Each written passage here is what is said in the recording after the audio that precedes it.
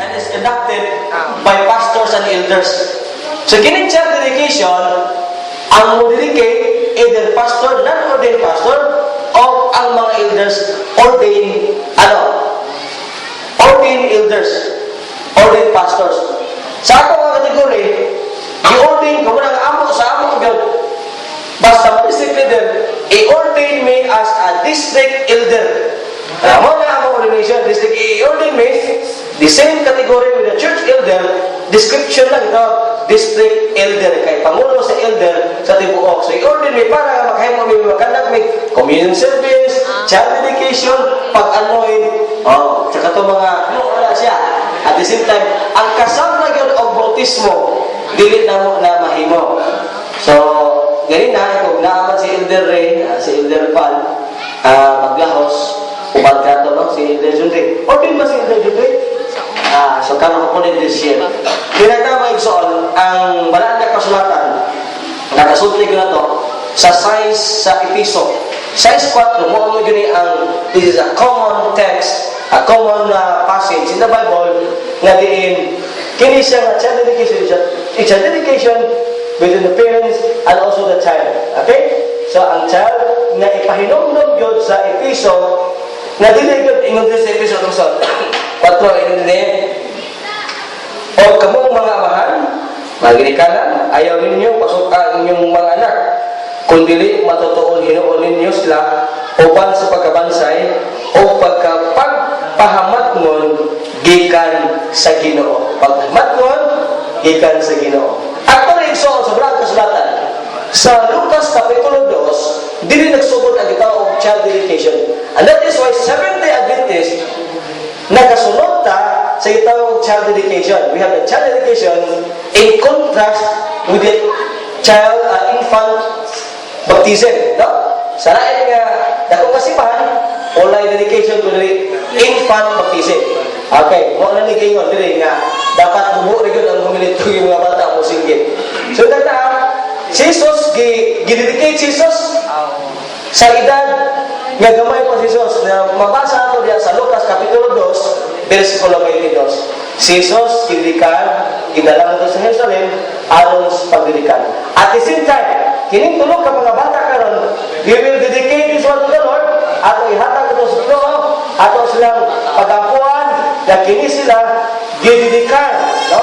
So isuwat ang ilang mga pangalan ang ato na karon o kay they will receive the dedication certificate. Okay, sinigdat na asa ka buntagon mga igsoon kautuhon akong gihayo ang mga ordinaryo nga mga elder. Anita, I am requesting all the ordained elders to please come forward. Unya, unya, kinini ang Ikaw, ordinaryo mo. Ano ito? ordained mo gagawa mo.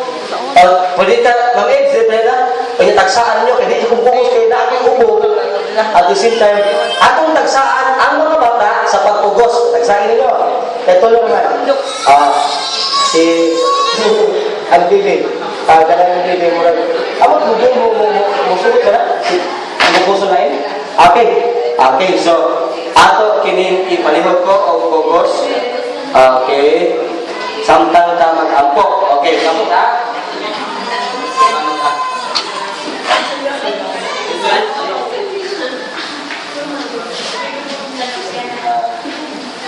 Mag-ampok na.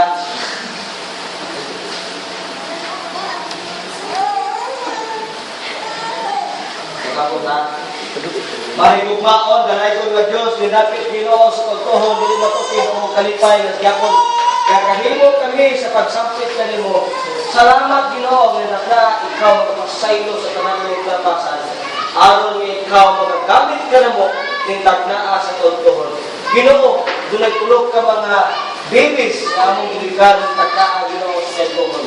Nagaampo kami ikaw giuban sa tanan ng mga ginikanan o maghahatag o walang espiritu o hindi kanunay sa pagpatutok sa mga kabataan.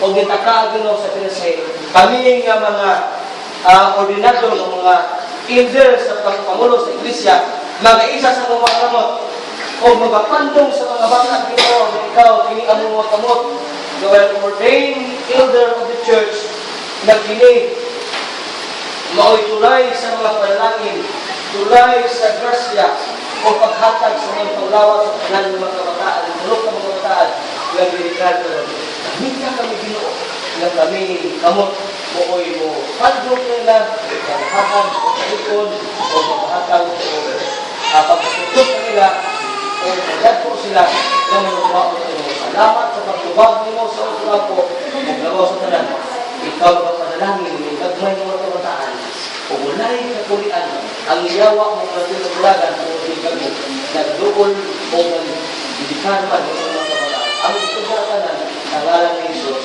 Amen. Okay, congratulations, okay. Hindi ka pag-ibig na pag-isip ng ibo?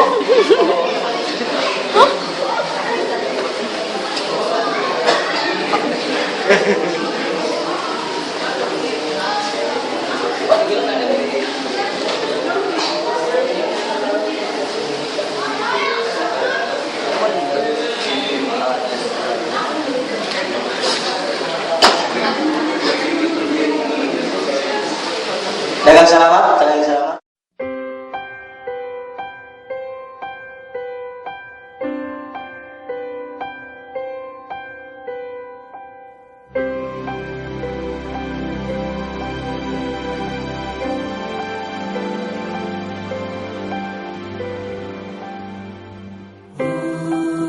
To Jesus I surrender all. To Him I freely give. I will ever love and try